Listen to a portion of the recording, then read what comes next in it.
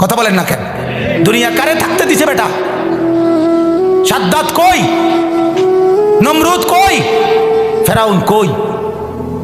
কারুন কই? পৃথিবীর জালেমরা কই? সম্পদের লুভিরা কই? দুনিয়াদাররা কই? বলো মিয়া, বলো।